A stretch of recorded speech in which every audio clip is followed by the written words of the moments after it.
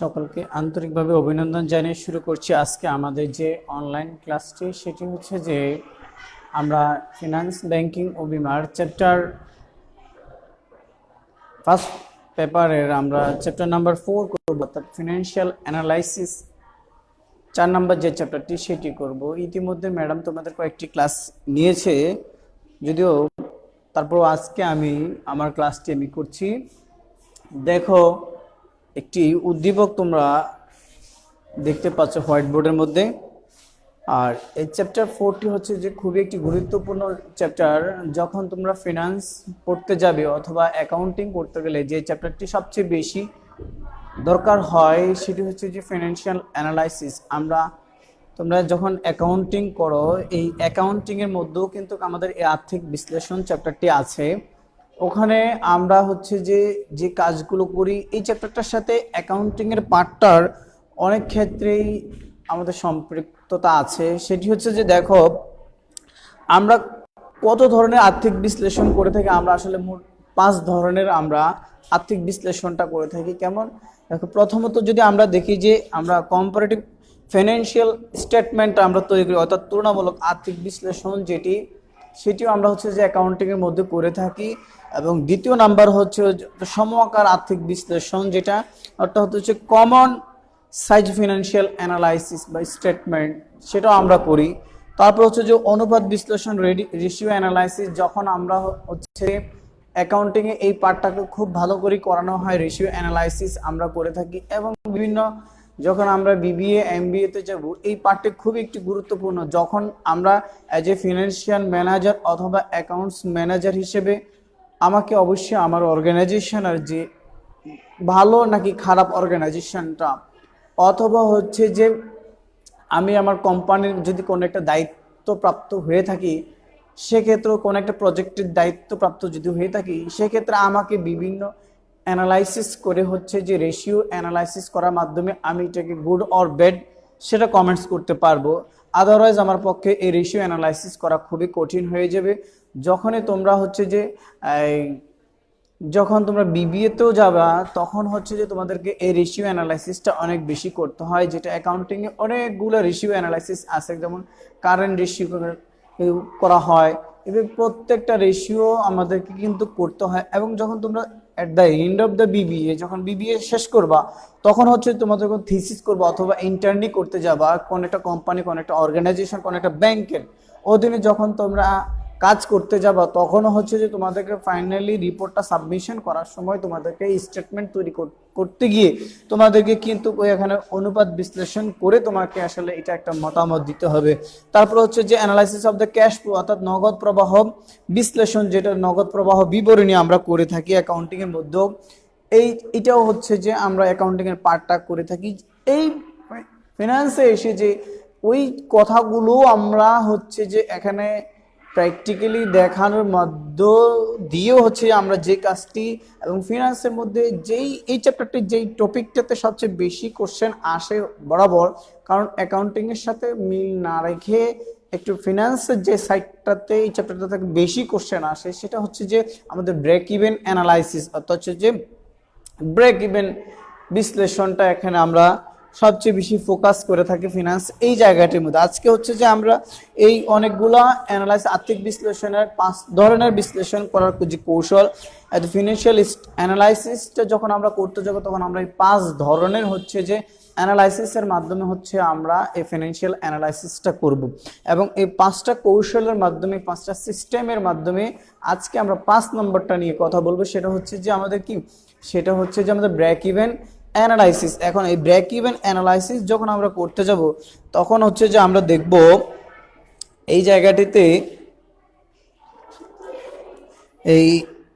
এখানে হচ্ছে যে অনেকগুলো ব্রেক ইভেন অ্যানালাইসিস করতে গেলে আমাদের দেখতে হয় যে অনেকগুলো থিওরিটিক্যালি বিষয় আছে। থিওরিটিক্যালি বিষয়গুলো আমি এই লাইভে আসলে বলে তোমাদেরকে সম্পূর্ণরূপে বোঝানো মুশকিল হয়ে যাবে, এটা তোমরাও বুঝবে না। এটা হচ্ছে যে ক্লাসে প্র্যাকটিক্যালি যখন ফেস টু ফেস আমরা ক্লাস করবো, তখন এই বিষয়গুলো অনেক বিষয় আমরা বুঝতে পারবো। যেখানে এখানে ফিক্সড কস্ট আছে এবং ভেরিয়েবল কস্ট আছে, এগুলো তোমাদেরকে স্থায়ী ব্যয় এবং পরিবর্তনশীল ব্যয়, এগুলো খুব দরকার হয় আমাদেরকে।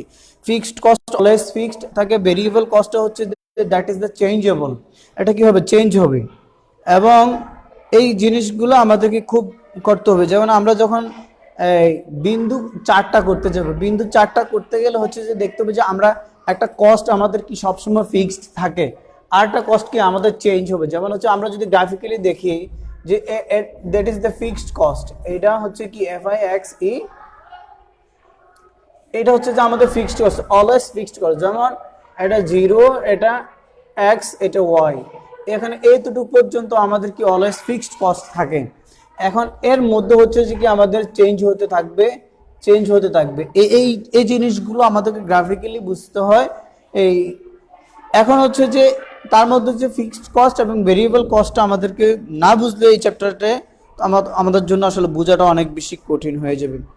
তো এই ছিল মানে খুব সংক্ষেপে, যতটুকু না বললে না হয় ততটুকু আমি বলার চেষ্টা করতেছি। তারপরে হচ্ছে যে আমরা হচ্ছে যে এটা কয়েকটা মেথডে আমরা করে থাকি। ব্রেক ইভেনটা আমরা দুইভাবে করে থাকি, একটা হচ্ছে যে আমরা ইকুয়েশন মেথডে করি, আর একটা হচ্ছে যে আমাদের গ্রাফিক্যাল মেথডে করি। এটা হচ্ছে যে আমরা গ্রাফিক্যাল মেথডে হচ্ছে যে একটা কোম্পানির হিসাব নিকাশটাকে আমরা পুরো কি সলভ করব। সেকেন্ডলি হচ্ছে যে আমরা সেটাকে হচ্ছে যে ইকুয়েশনাল মেথডে, আমরা গ্রাফিক্যাল মেথডে করি, একটা হচ্ছে ইকুয়েশনাল ম্যাথমেটিক্যালি আমরা ক্যালকুলেশনের মাধ্যমে আমরা সেটি করে থাকি। এখন হচ্ছে যে দেখো আমরা এই এখানে যে উদ্দীপকটা দেওয়া আছে সেটা হচ্ছে যে আমরা ইকুয়েশনাল মেথডে করব। আমরা ইকুয়েশনাল মেথডে কিছু কাজ করব এবং হচ্ছে যে আমরা গ্রাফিক্যালি মেথডে আমরা কিছু কাজ করব। তার মধ্যে আজকে আমাদের যে উদ্দীপকটা তোমরা দেখতে পাচ্ছ সেটা হচ্ছে যে আমাদের গ্রাফিক্যালি এই উদ্দীপক ইকুয়েশনাল মেথডের মাধ্যমে অর্থাৎ গাণিতিকভাবে আমরা এটাকে বিশ্লেষণ করব। এখন দেখো এই চ্যাপ্টারটা করতে গিয়ে আমাদের অনেকগুলো সূত্রের প্রয়োজন হয়। যেমন হচ্ছে যে আমরা যদি কন্ট্রিবিউশন মার্জিন করতে যাই, কন্ট্রিবিউশন মার্জিন অনুপাত, এখানে কয়েকটা সূত্র আছে। এবং হচ্ছে যে আমরা যখন কন্ট্রিবিউশন মার্জিন বের করতে যাই অনেকভাবে আমরা কন্ট্রিবিউশন মার্জিন বের করতে পারি। যেমন আমরা যদি 4 ধরনের আমরা 5 ভাবে হচ্ছে যে আমরা কন্ট্রিবিউশন মার্জিনটা বের করতে পারবো। এবং হচ্ছে যে আমরা যখন কন্ট্রিবিউশন মার্জিন প্রতি এককে আমাদেরকে বের করতে হবে এবং পরিবর্তনশীলটাও আমাদেরকে প্রতি এককে কন্ট্রিবিউশন মার্জিনটাও আমাদেরকে বের করতে হবে।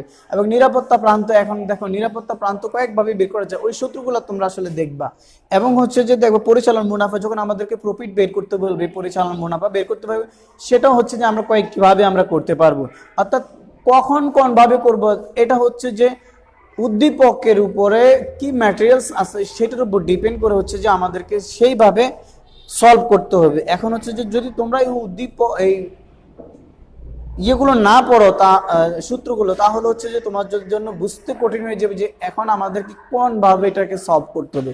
তাহলে দেখো আমরা আসলে আজকে যে উদ্দীপকটা দেওয়া আছে এটা একটু আমরা পড়ি। দেখো উল্লেখ করা আছে যে বিডি ফুড কোম্পানির কিছু তথ্য নিম্নে দেওয়া হচ্ছে। এখানে হচ্ছে বার্ষিক তার বিক্রয় দেওয়া আছে কত, 60,000 একক দেওয়া আছে। এবং দেখো এটা কি ইউনিটে দেওয়া আছে, অর্থাৎ এককে দেওয়া আছে, টাকায় না। গোডাউন ভাড়া তার কত, বাৎসরিকে বলা হচ্ছে যে অর্থাৎ 1 বছরে তার বাৎসরিক গোডাউন ভাড়া দিতে হবে তাকে 60,000 টাকা। এবং হচ্ছে যে কারখানা যে বিল্ডিং ভাড়া, অর্থাৎ কারখানাটা হচ্ছে যে তার বিল্ডিং এর একটা স্থাপনা, কারখানা বিল্ডিং ভাড়া হচ্ছে যে তার বাৎসরিক, সেটাও বলা হচ্ছে যে কি বছরে 80,000 টাকা দিতে হয়। অফিস ভাড়া তার হচ্ছে যে মাসিক, অর্থাৎ প্রতি মাসে তার অফিস যে কস্ট সেটা হচ্ছে 5,000 টাকা। প্রতি একক বিক্রয় মূল্য আমাদের কত, প্রতি ইউনিটের আমাদের সেলস হলো যে কত, 40 টাকা। এবং প্রতি এককের পরিবর্তনশীল ব্যয় কত, 24 টাকা। এখন প্রশ্ন হচ্ছে যে আমাদেরকে বলছে কোম্পানির ব্যবস্থাপক 40,000 টাকা মুনাফা করতে চাইলে কত একক বিক্রি করতে হবে। আমাদেরকে কি বলছে যে কত একক আমাদেরকে বের করতে হবে, কি জন্য, সে প্রফিট করার জন্য। যদি সে প্রফিট করতে চায় কত, 40,000 টাকা সে প্রফিট করতে চায়। এবং এমত অবস্থায় বলছে আমাদেরকে কত ইউনিট, কত একক আমাদেরকে বিক্রি করতে হবে। তার মানে হচ্ছে যে আমাদের কাছে কি চাইছে, আমাদের কাছে চাইলে হচ্ছে যে আমাদেরকে প্রয়োজনীয় কত একক বিক্রি করতে হবে, আমাকে সেটা বের করতে, কত একক বিক্রি করতে হবে। এখন দ্বিতীয় নম্বর প্রশ্ন হচ্ছে যদি এককের বিক্রয় মূল্য 10% বৃদ্ধি পায়। যেমন দেখো প্রতি এককের বিক্রয় মূল্য আগে ছিল কত, 40 টাকা, এখন বলছে যে কি প্রতি এককের বিক্রয় মূল্য কি 10% যদি বৃদ্ধি পায়, তার মানে 40-এর 10% যদি আরো বেড়ে যায় তবে সমচ্ছেদ বিন্দুর উপর কি প্রভাব পড়বে। তার মানে আমাদেরকে কি বলছে, এখানে আমাদেরকে সমচ্ছেদ বিন্দু বের করতে হবে, এখানে আমাদেরকে ব্রেক ইভেন পয়েন্ট আমাদেরকে বের করতে হবে।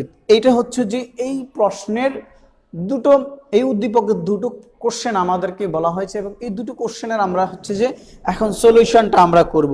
যেমন দেখো এখন প্রথমে আমাদেরকে বলা হচ্ছে যে কত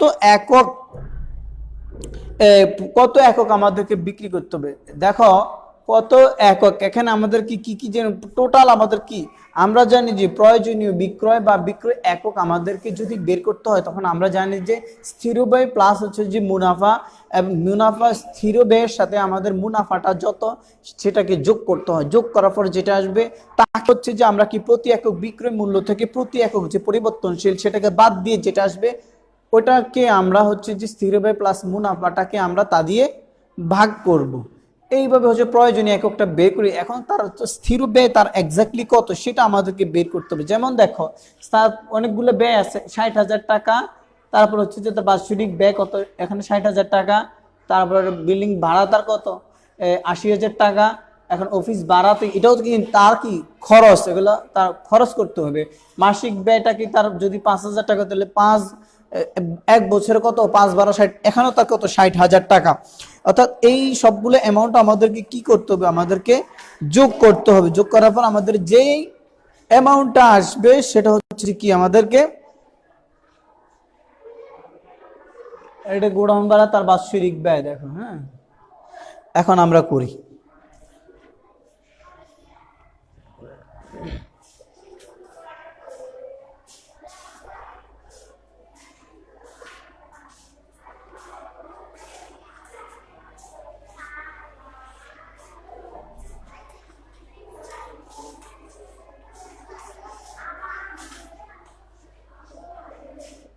দেখো এখানে যে জিনিসগুলো দেওয়া আছে আমাদের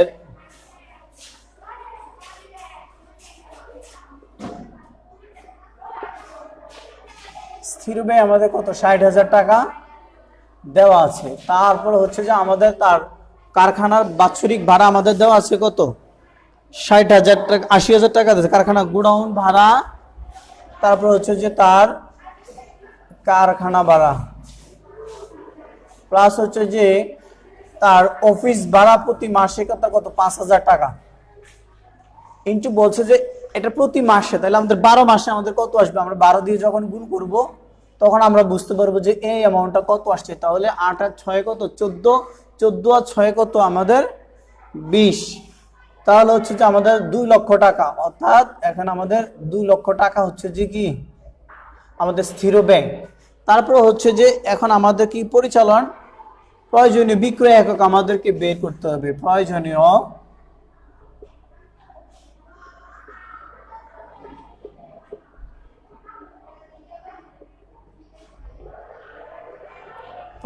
বিক্রয় একক আমাদের বের করতে হবে। আর আমরা জানি যে স্থির ব্যয় প্লাস হচ্ছে যে মুনাফা একক প্রতি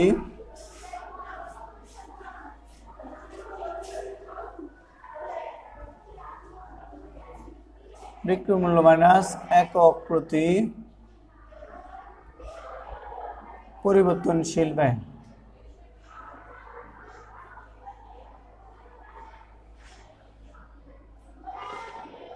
তাহলে দেখো এখন আমরা এইটা আমরা যখন করি 2 লক্ষ আমাদের এখন মুনাফা আমাদেরকে সে এই কোম্পানির ব্যবস্থাপক কত টাকা মুনাফা করতে চাইছে 40,000 টাকা মুনাফা সে করতে চেয়েছে। তাহলে আমরা এখানে 40,000 টাকা একটা যোগ করে দিব 40,000 টাকা। তাহলে প্রতি একক বিক্রয় মূল্য কত আমাদের 40 টাকা মাইনাস হচ্ছে প্রতি একক পরিবর্তনশীল আমাদের কত ওটা ছিল 24 টাকা না 24 টাকা আমাদের। তাহলে দেখো এখন আমাদের কত 2,40,000। তাহলে 40 থেকে আমরা যখন 20 বাদ দিই তাহলে আমাদের থাকে কত 16। তাহলে 16 দিয়ে যখন আমরা 2,40,000কে আমরা ভাগ করে দিব তখন আমাদের আসবে কত, তখন আমাদের আসবে 12,500 একক। 12,000 এই একক আমাদেরকে যদি আমরা বিক্রি করতে পারি, অর্থাৎ এতটি পণ্য যদি আমরা বিক্রি করতে পারি তাহলে হচ্ছে যে আমাদের কি আমরা ব্রেক ইভেন পয়েন্টে প্রয়োজনীয় বিক্রয়, অর্থাৎ আমরা যদি 40,000 টাকা প্রফিট করতে চাই, তাহলে 40,000 টাকা প্রফিট করতে হলে আমাদেরকে কি করতে হবে? 12,500টি পণ্য বিক্রি করতে হবে। কোম্পানির যে পণ্য আছে সে পণ্যের মধ্যে আমাদেরকে 12,500 পণ্য যদি আমরা বিক্রি করি, তাহলে এট দ্য এন্ড অফ ইয়ারে গিয়ে আমরা, অর্থাৎ বছরের শেষে গিয়ে আমরা 40,000 টাকা আমরা হচ্ছে যে প্রফিট করতে পারবো। তাহলে বোঝা গেছে এটা আমাদের শেষ। এখন দেখো আমাদের যে কাজটি, দ্বিতীয় আমাদেরকে বলা হচ্ছে যে প্রতি একক বিক্রয় মূল্য যদি আমাদের প্রতি একক বিক্রয় মূল্য যদি আমাদের 10% ইনক্রিজ করে, তাহলে 10% যদি আমাদের ইনক্রিজ করে তাহলে সমচ্ছেদ বিন্দুর উপর কি প্রভাব পড়বে? অর্থাৎ সমচ্ছেদ বিন্দু মানে কি আমরা কি বুঝি? সমচ্ছেদ বিন্দু হচ্ছে যে এমন একটি পয়েন্ট যেখানে হচ্ছে যে আমাদের লাভও হবে না, আমাদের লসও হবে না, অর্থাৎ আমাদের কি একটা ইকুয়াল পজিশনে থাকবো। অর্থাৎ কোম্পানি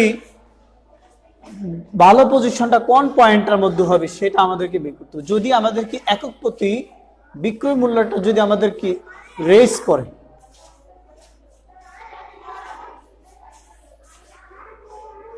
তাহলে এখন আমরা লিখি একক প্রতি বিক্রয় মূল্য। এটা আমাদের খ নাম্বার প্রশ্নের সমাধান। একক প্রতি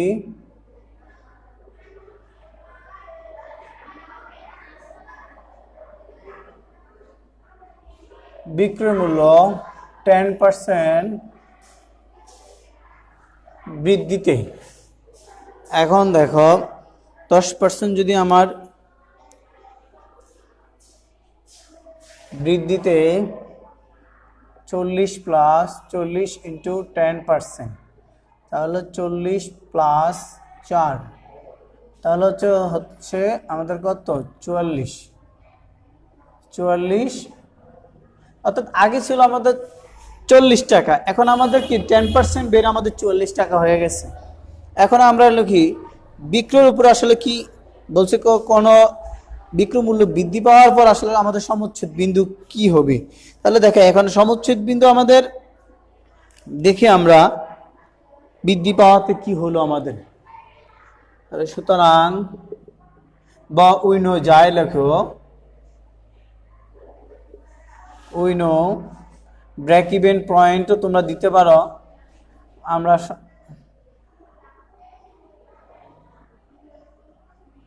বিন্দু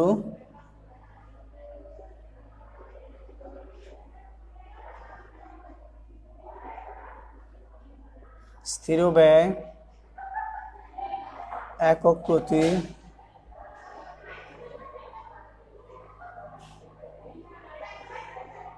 মাইনাস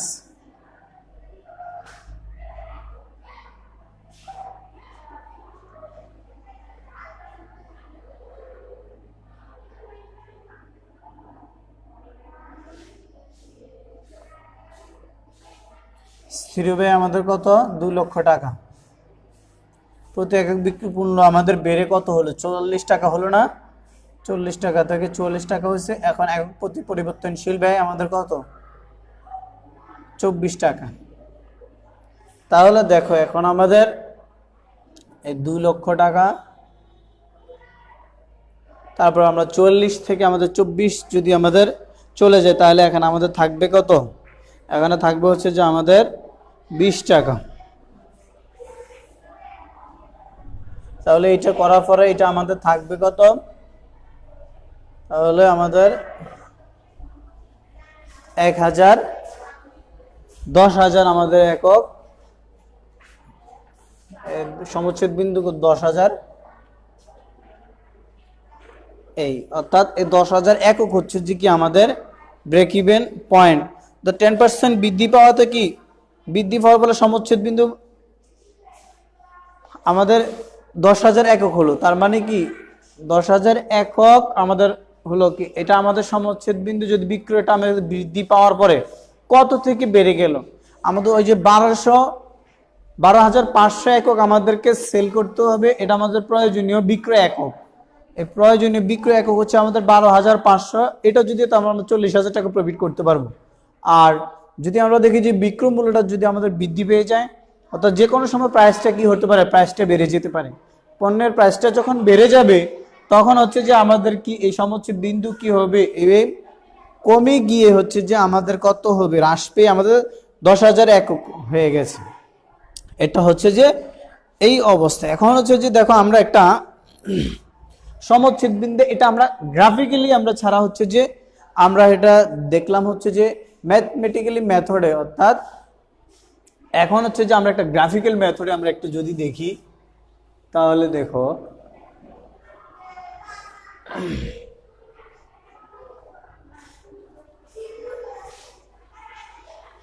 আচ্ছা, আজকে আমরা আরেকটা এরকম অঙ্ক করে দেখি।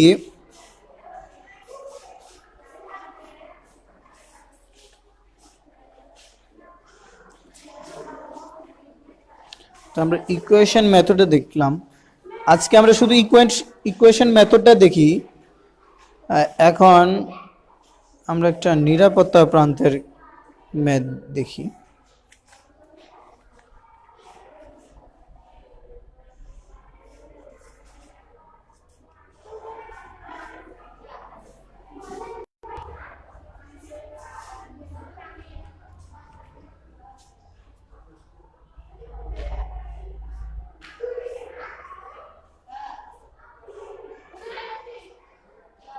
আর যদি এখানে আমাদের মুনাফাটা ছিল 40,000 টাকা, যদি মুনাফা করতে চায়, যদি মুনাফা থাকে তাহলে হচ্ছে আমরা স্থির ব্যয়ের সাথে আমরা মুনাফাটা যোগ করবো, আর যদি মুনাফাটা না থাকে তাহলে আমরা কি জাস্ট শুধু স্থির ব্যয় হবে আমাদের।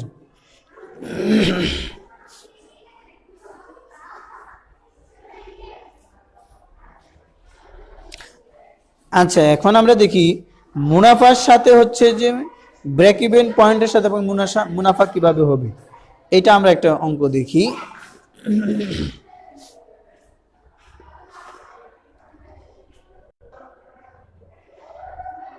কোশ্চেন নাম্বার 2 দেখো, এখানে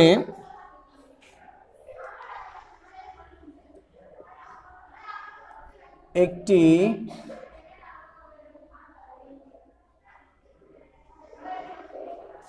বিস্কুট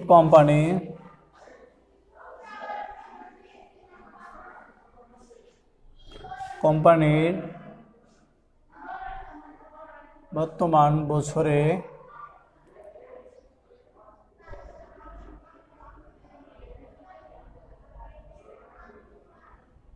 বর্তমান বছরে 50,000 প্যাকেট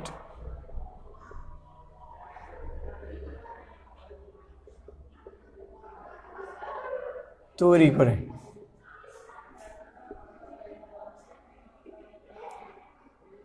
যার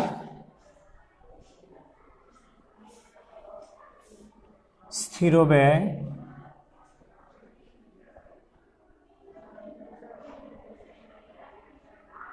5 লক্ষ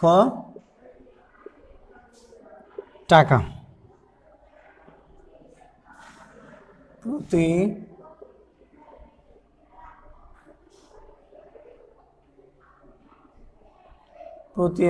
প্রতি প্যাকেটের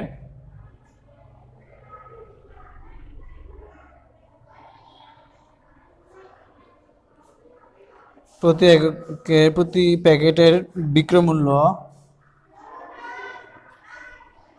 30 টাকা এবং উৎপাদন খরচ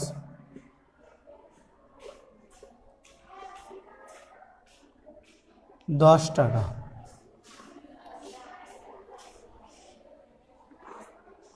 কোম্পানি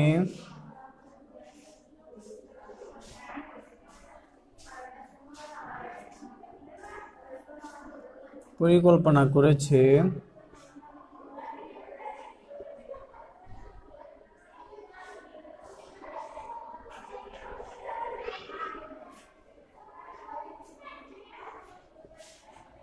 তাদের স্থির ব্যয়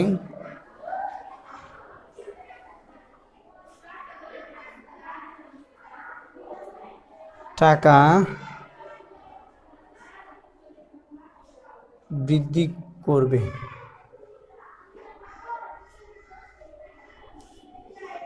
কিন্তু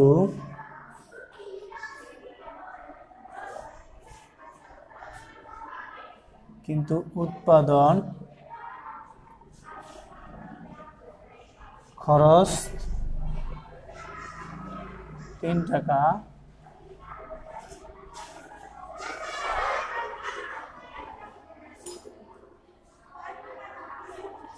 টাকা হ্রাস করবে। বর্তমানে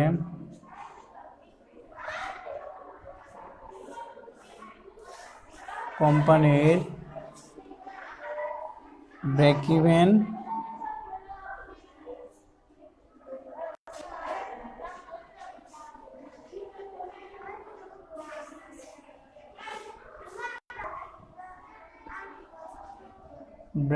বিক্রয় হচ্ছে 25,000 প্যাকেট। প্রশ্ন নাম্বার হচ্ছে যে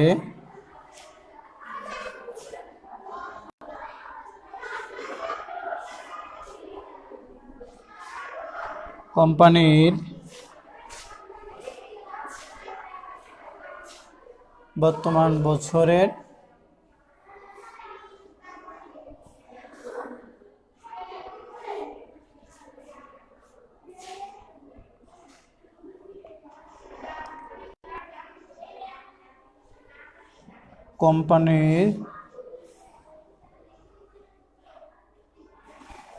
দ্বিতীয় নাম্বার প্রশ্ন হচ্ছে কোম্পানির নতুন সিদ্ধান্ত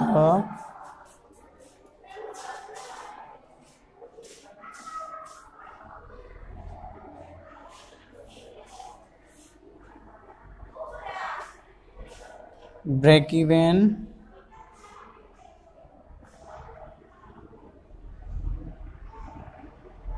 উপর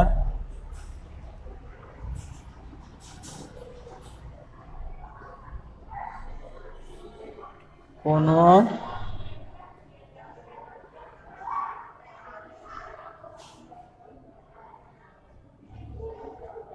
ফেলবে কি বিশ্লেষণ করো। দেখো এখানে যে উদ্দীপকটি দেওয়া হচ্ছে যে সেটা হচ্ছে যে আমাদেরকে বলছে যে একটি বিস্কুট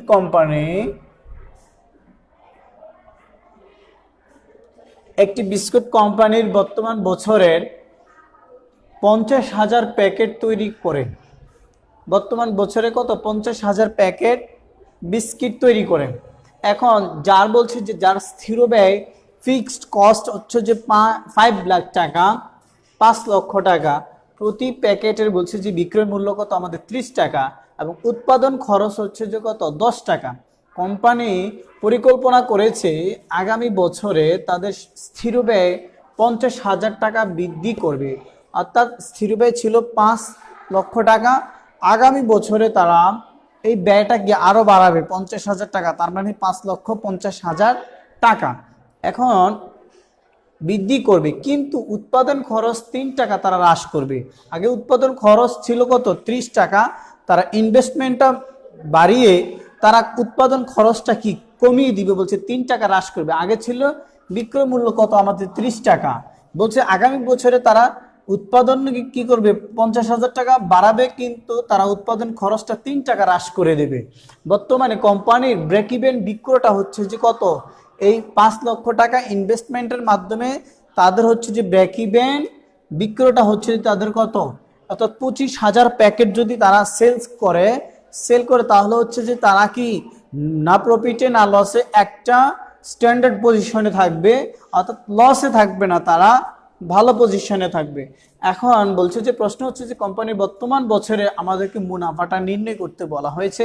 এখন আমাদেরকে ব্রেক ইভেন বিক্রয়টাও এই বছরে দেওয়া আছে 25,000 প্যাকেট এবং হচ্ছে যে ফিক্সড কস্টও আমাদের 5 লাখ টাকা দেওয়া আছে এবং কারেন্ট ইয়ারে হচ্ছে যে আমাদের কত তারা প্রোডাকশন করে সেটা হচ্ছে যে আমাদের কত, তারা 50,000 ইউনিট তারা অর্থাৎ 50,000 প্যাকেট তারা কি করে, তারা প্রোডাকশন করে। এখন উৎপাদন খরচটাও দেওয়া আছে 10 টাকা করে প্রতি প্যাকেটে, তারা আবার কত করে সেল করে 30 টাকা করে তারা সেল করে। এখন দ্বিতীয় নাম্বার প্রশ্ন হচ্ছে যে কোম্পানির নতুন সিদ্ধান্ত, দ্যাট মিনস কি, তারা ফিক্সড কস্টটাকে আরো আগামী বছর 50,000 টাকা বাড়িয়ে 5,50,000 টাকা করবে, এবং হচ্ছে যে তারা স্থির উৎপাদন খরচটা কি করবে, আগে 30 টাকা ছিল, এই বছর আগামী বছরে এসে অর্থাৎ 2020 সালে যদি থাকে 30 টাকা, 2021 সালে এসে তারা কি করবে 3 টাকা ডিডাকশন করে, অর্থাৎ কমিয়ে তারা 3 টাকা কমানোর পরে কত 30 টাকা থেকে 27 টাকা হবে। এমত অবস্থায় বলছে যে কি এই পজিশনটার মধ্যে তাদের ব্রেক ইভেন পয়েন্টের উপর, আসলে ব্রেক ইভেন পয়েন্টের উপর কোনো কি প্রভাব পড়বে কিনা সেটা আমাদেরকে বিশ্লেষণ করতে বলা হয়েছে। এই যা করতেছি এগুলো হচ্ছে যে কি আমরা গ্রাফিক্যাল মেথডে না, আমরা কিন্তু কি এগুলো ম্যাথমেটিক্যালি মেথডে করতেছি। তাহলে এই অঙ্কটা আমরা এখন করি। তাহলে দেখো মুনাফার জন্য আমাদের যে সূত্রগুলো আছে, তোমাদের চ্যাপ্টারের শেষের সূত্রগুলো আছে, তোমরা অবশ্যই শিখবা।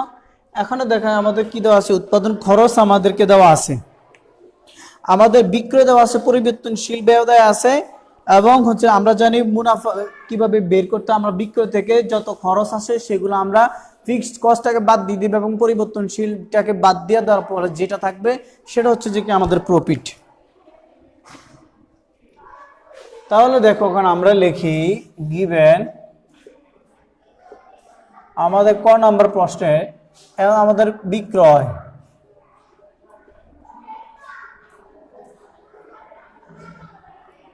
বিক্রয় আমাদের কত আছে, দেখো বিক্রয় হচ্ছে যে আমাদের টোটাল কত, টোটাল হচ্ছে যে আমাদের এই বিক্রয় করি আমরা কত 50,000 প্যাকেট, প্রতিটার বিক্রয় মূল্য কত 30 টাকা করে, তাহলে 50,000 এর বিক্রয় মূল্য আমাদের কত হবে সেটা আমরা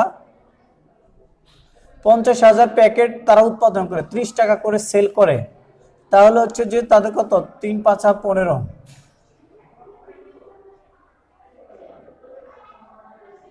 তাহলে তারা কত সেল করে 15 লক্ষ টাকা সেল করে, এবং হচ্ছে তাদের পরিবর্তনশীল ব্যয় দেওয়া আছে আমাদের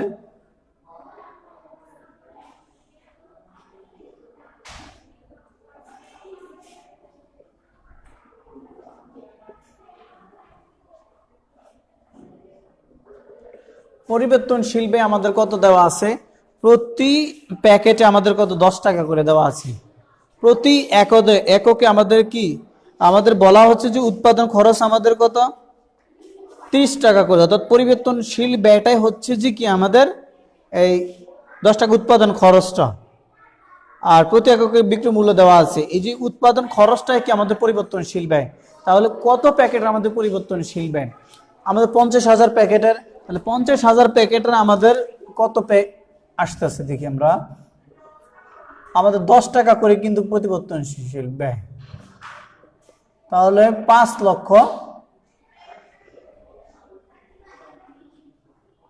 এই 5 লক্ষ টাকা আমাদের কথা বুঝে গেছে।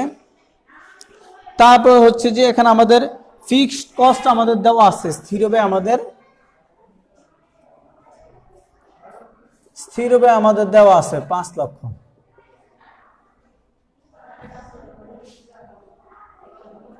তাহলে উই নো প্রফিট বা মুনাফা সমান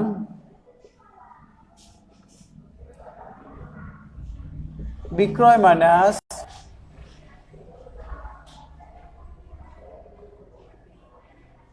পরিবর্তনশীল মাইনাস স্থির ব্যয়। তাহলে বিক্রয় কত আমাদের 15 লক্ষ টাকা মাইনাস পরিবর্তনশীল আমাদের কত 5 লক্ষ টাকা মাইনাস আমাদের স্থির ব্যয় কত 5 লক্ষ টাকা। তাহলে দেখো এখানে 2 5 10 লক্ষ টাকা, তার মানে আমাদের কত 5 লক্ষ টাকা, 5 লক্ষ টাকা হচ্ছে যে কি আমাদের প্রফিট। তাহলে এক বছরে আমাদের প্রফিট আসবে কত, যদি আমরা এই হিসেবে করি, যদি আমরা এই 5,50,000 ইউনিট 30 টাকা করে আমরা সেল করি, তাহলে আমাদের বিক্রয় আসবে এক বছরে আমাদের কত 15 লক্ষ টাকা। পরিবর্তনশীল ব্যয় আমাদের দেওয়া আছে কত, প্রতিটা উৎপাদন খরচটা হচ্ছে দেখি আমাদের এই পরিবর্তনশীল ভেরিয়েবল কস্টটা যদি আমরা কিভাবে বের করব, যত ইউনিট প্যাকেট উৎপাদন করা হয় 50,000 প্যাকেট ইউনিট উৎপাদন করা হয়, তাহলে পার ইউনিটে কস্ট আমাদের কত 10 টাকা। তাহলে 10 টাকা দিয়ে যদি আমরা মাল্টিপ্লাই করি তাহলে হচ্ছে আমাদের 5,000 টাকা। তাহলে হচ্ছে যে ফিক্সড কস্টটা, ফিক্সড কস্ট অলওয়েজ ফিক্সড, এখানে 5 লাখ টাকা হচ্ছে যে আমাদের কত ফিক্সড কস্ট। তাহলে হচ্ছে এখন আমরা জানি উই নো প্রফিট সমান সমান হচ্ছে যে বিক্রয় মাইনাস পরিবর্তনশীল ব্যয় মাইনাস আমাদের স্থির ব্যয়। এটা হচ্ছে যে আমাদের সূত্র, এটা আমাদেরকে মুখস্থ করতে হবে, এটা কোনো বিকল্প নাই। এটা ভিটামিন ক্যাপসুলের মতো পুরো মুখস্থ করতে হবে। তারপরে হচ্ছে যে দেখো এখানে বিক্রয়টা হচ্ছে আমাদের কত 15 লক্ষ টাকা, পরিবর্তনশীল ব্যয় 5 লক্ষ টাকা, স্থির ব্যয় 5 লক্ষ টাকা। তাহলে 2 5 হলো আমাদের 10, 10 15 থেকে আমরা যখন 10 লাখ বাদ দিই তাহলে আমাদের কত থাকতেছে, আমাদের 5 লক্ষ টাকা থাকতেছে। এইটা হচ্ছে যে আমাদের প্রফিট আসবে এই অনুসারে। এখন দ্বিতীয় প্রশ্নটা যে বলা হচ্ছে যে সেটা যে যদি তারা ফিক্সড কস্টটাকে আরো বাড়িয়ে দেন, স্থির ব্যয়টা যদি বেড়ে যায়, অর্থাৎ আরো তারা হচ্ছে যে 50,000 টাকা স্থির ব্যয় করবেন এবং অত অবস্থায় যে উৎপাদন খরচটা আবার হ্রাস করবেন, তাহলে সমচ্ছেদ বিন্দুর উপর কি প্রভাব পড়বে? তাহলে আমরা দেখি একটু এই কাজটা করি।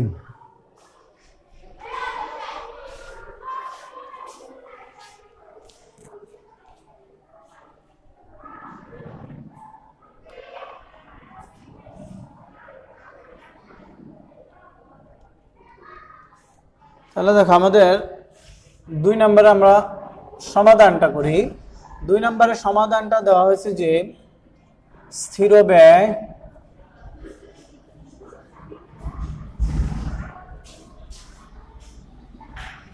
$50,000 টাকা বৃদ্ধিতে আগে ছিল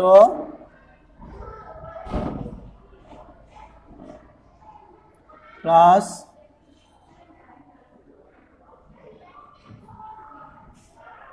সমান সমান 5 লক্ষ টাকা। তাহলে দেখো স্থির ব্যয় আমাদের কি হয়ে গেল, এটা আছে। তাহলে আমরা জানি উই নো, এখন আমাদের হলো সমচ্ছেদ বিন্দু ব্রেক ইভেন পয়েন্ট।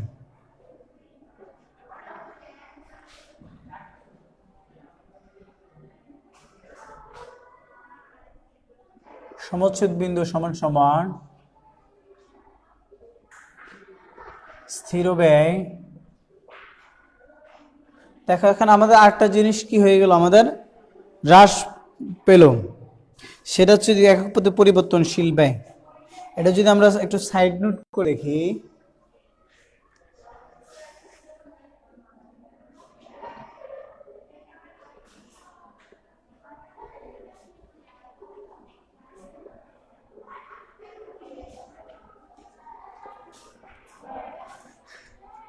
একক প্রতি পরিবর্তনশীল ব্যয় যদি আমরা দেখি আমাদের কত আগে ছিল 10 টাকা করে, এখন আমাদের 3 টাকা যদি হয় তাহলে 60 টাকা। একক প্রতি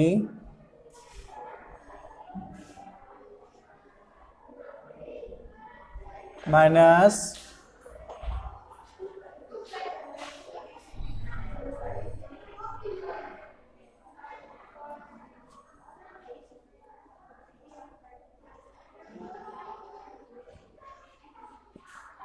তাহলে স্থির ব্যয় আমাদের কত আমরা বের করে নিলাম 5,50,000 টাকা।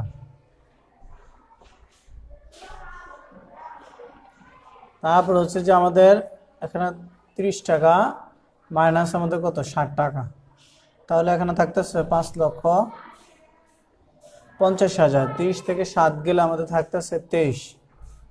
তাহলে এইটাকে আমরা যখন ক্যালকুলেশন করব, ক্যালকুলেশন পর আসবে আমাদের 23,913 টাকা।